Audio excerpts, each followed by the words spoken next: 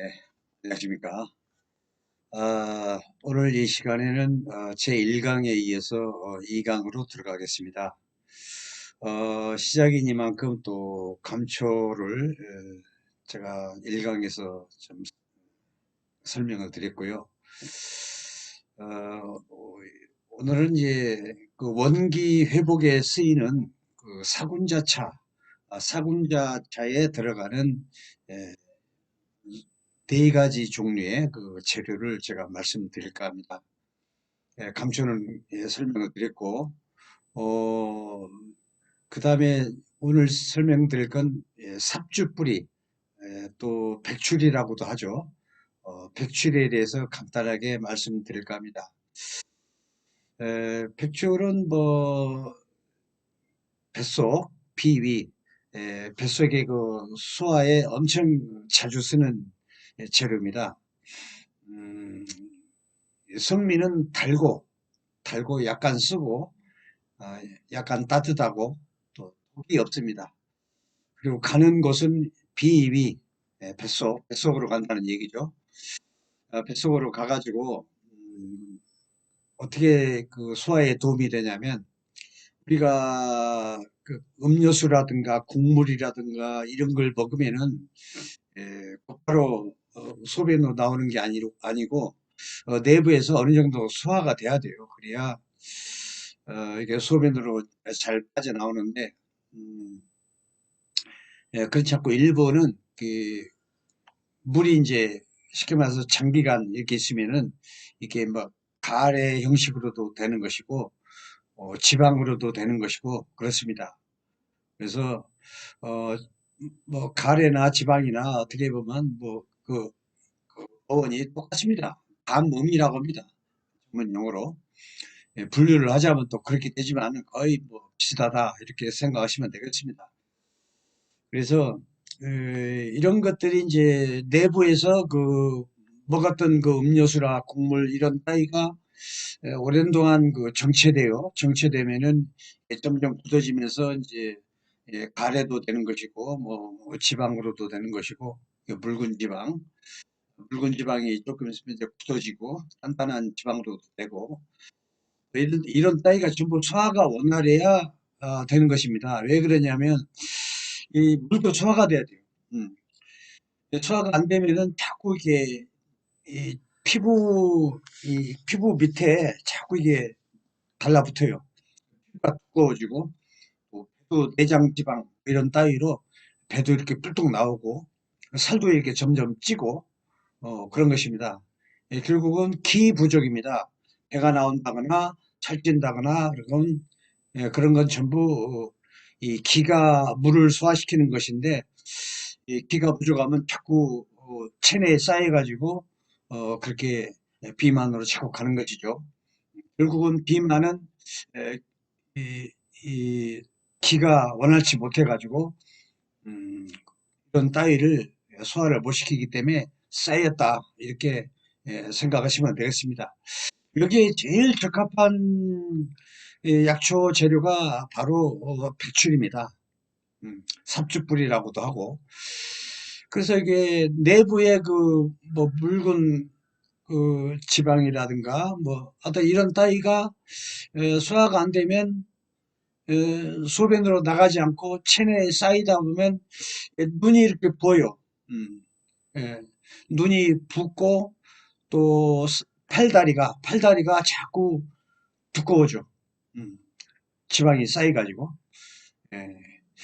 이런 게 전부 이제 소화가 안 된다고 보면 됩니다. 소화가 안 돼서 이런 현상이 생기는 거거든요. 그래서 소화를 잘 시키면 이제 비만이 해결되는 것이죠. 배가 이렇게 나온 복부 지방도 해결되는 것이고, 이럴 때 부종을 뺄 목적으로 이렇게 백출 독이 없기 때문에 생으로 쓰면 됩니다. 생으로. 그리고 특별히 뱃속이 그 차가운 사람이세요. 뱃속이 찬 사람의 특징은 툭 하면 체하고, 하여튼 뱃속이 왠지 불편해. 또 설사를 하게 되고, 비위가 충실치 못해서 그런 겁니다. 이런 경우에는 그 배추를 황토에 이렇게 초를 해가지고, 초라는 게 이제 굽는다는 얘기입니다. 살짝 볶아서 이렇게 쓰면 비위도 튼튼해지고 소화도 잘 시키고 그렇게 되겠습니다. 그래서 목적에 따라서 이렇게 생을 쓰느냐, 살짝 황토에 볶아서 쓰느냐, 황토에 구워서 쓰느냐, 이렇게 구분을 하시면 되겠습니다. 그리고 또 창출이라는 게 있습니다. 창출. 이 창출은 어디에 적합하냐면은 복부 비만, 배가 이렇게 나온 경우에, 복부 비만, 뱃살, 쉽게 말해서 뱃살에 아주 그 유용하게 쓰이는 약재가 되겠습니다. 이건 같은 이 뿌리에서 나오는 것이지만 약간 또 성능이, 기능이 좀 틀려요. 어, 맛은 약간 매운맛이 좀 있습니다. 약간 쌉쌀한 그 쓴맛이 좀 있고, 따뜻한 약재고, 또 여기 마찬가지 독이 없습니다. 무독. 가는 것도 똑같습니다. 비위로 갑니다. 이것도 마찬가지. 그러나 기능이 백출하고 창출은 약간 차이가 있어요. 그래서 구분을 해서 거기에 적합하게 사용을 해야 할 것 같습니다. 이것도 이런 그러니까 습, 전문 용어로 그런데 이해하기 쉽게 뭐 국물, 뭐 이런 음료수, 이런 따위라고 생각하시면 되겠습니다. 이런 걸 건조시켜서 소화를 잘 시켜요. 어, 기가 잘 돌게. 기가 잘 돌면 체하고 이런 게 없거든요. 소화도 잘 되고.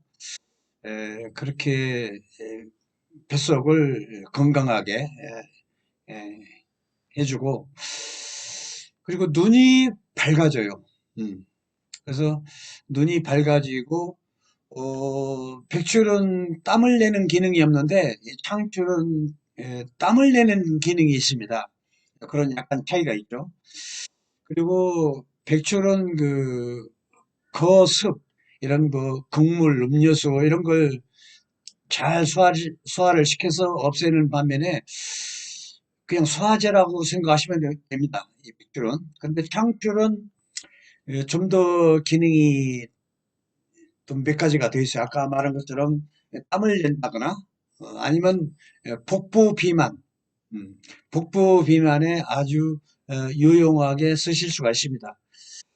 그래서 그리고 또 풍습비통이라는 게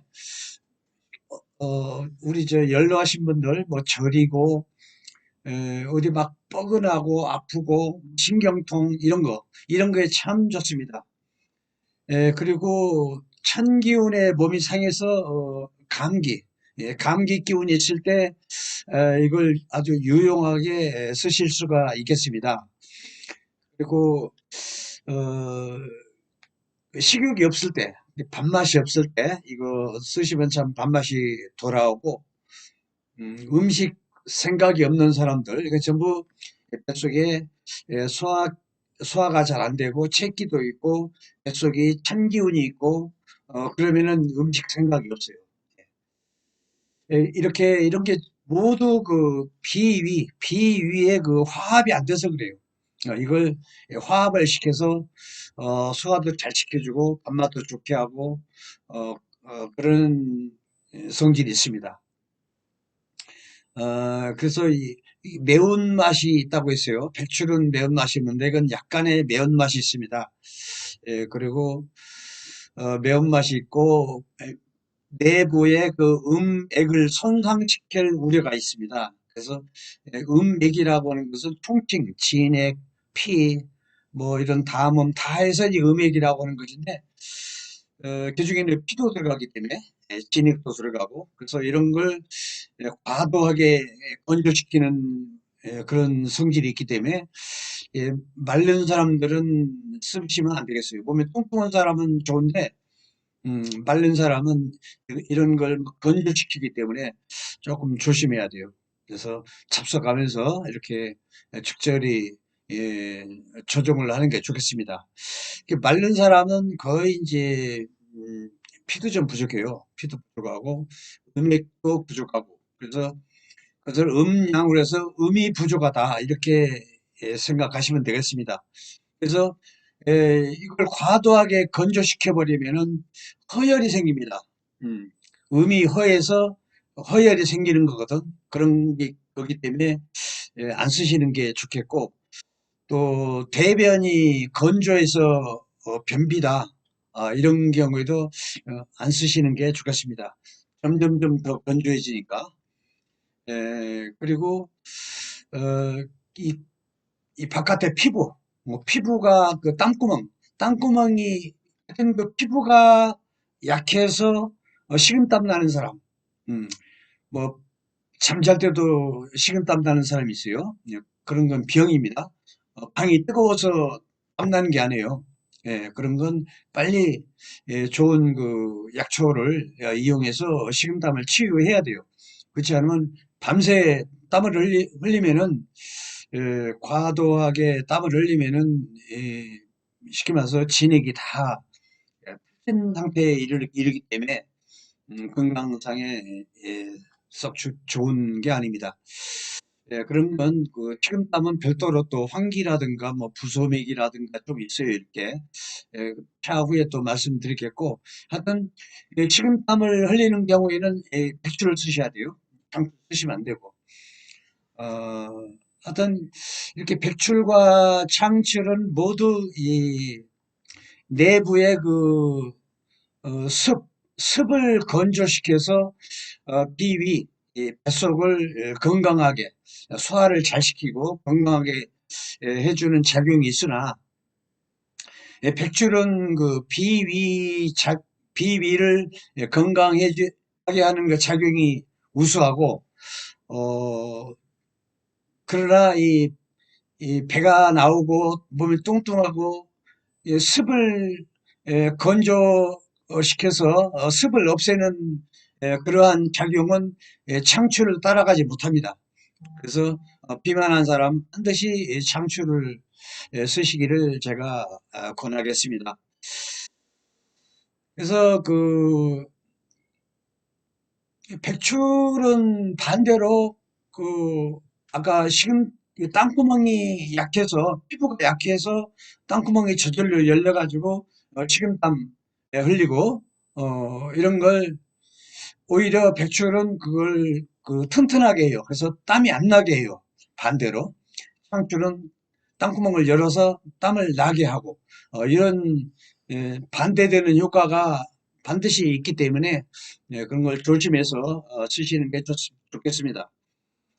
에, 또 비위가 너무 그 약하다는 게 소화가 안 되고 간혹 체하고 그리고 미식거리고 울렁거리고 그러는 경우에는 같이 배출 창출 동량으로 해서 같이 쓰시는 게 좋겠습니다.